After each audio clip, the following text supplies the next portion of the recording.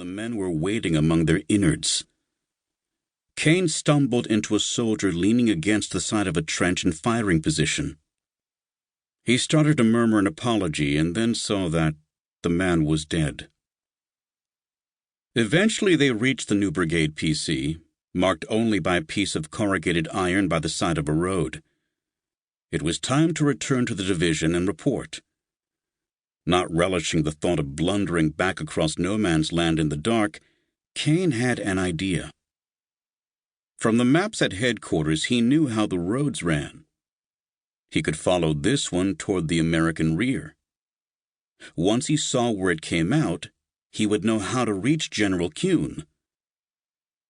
An engineer repairing the road thought it led to Avocourt, which sounded all right to Kane. From there he could take another road east to Esne, where Kuhn's PC was. The two men started back and soon were at Avocourt.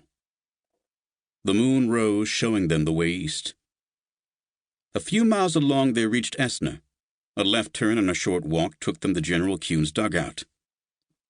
In a moment they could report and turn in.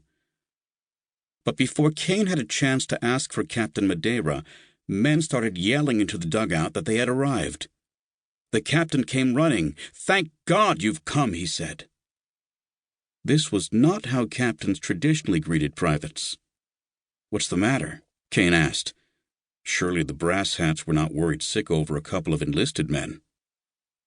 "General Nicholson has broken liaison," said Captain Madeira. "And we've got not a way on earth to reach him unless you fellows can do it." There was more. General Kuhn himself wanted to see Kane. The private followed the captain into the dugout. Kuhn was normally a trim figure, square of jaw and steady of gaze. Tonight he looked a wreck. Hollow eyes stared from an unshaven face. His division was supposed to have taken Montfaucon the previous day. It hadn't. The divisions to its left and right had advanced, but the 79th was stuck below the hill. The resulting cavity in the American front line glared from the situation map like an abscess. V Corps was angry. First Army was angry. General Pershing was angry.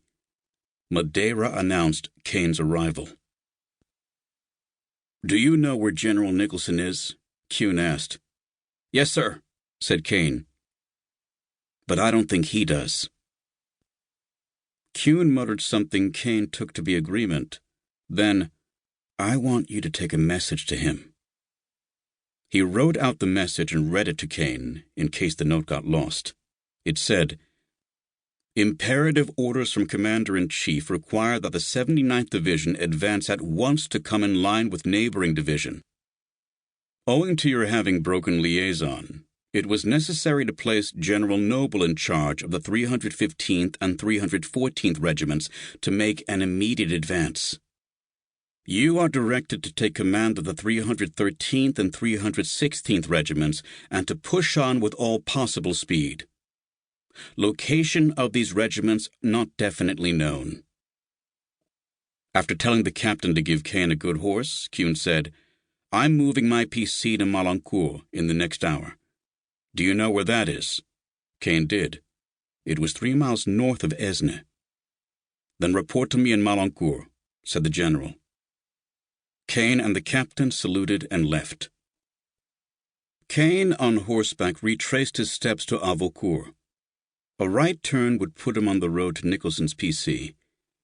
But in the early light he noticed something he had missed on his previous trip. Not one but 2 roads went off to the right, one heading north and one northeast. Which was the route he had earlier come down? He closed his eyes to recall how the crossroads had looked in the moonlight, remembering the pattern of the shell holes he had passed. It was no use.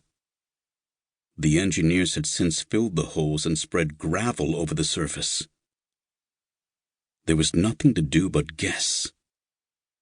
Kane picked the right-hand road and followed it for a while until he reached a track heading to the left. This didn't look right. He couldn't remember passing an intersection on his earlier journey.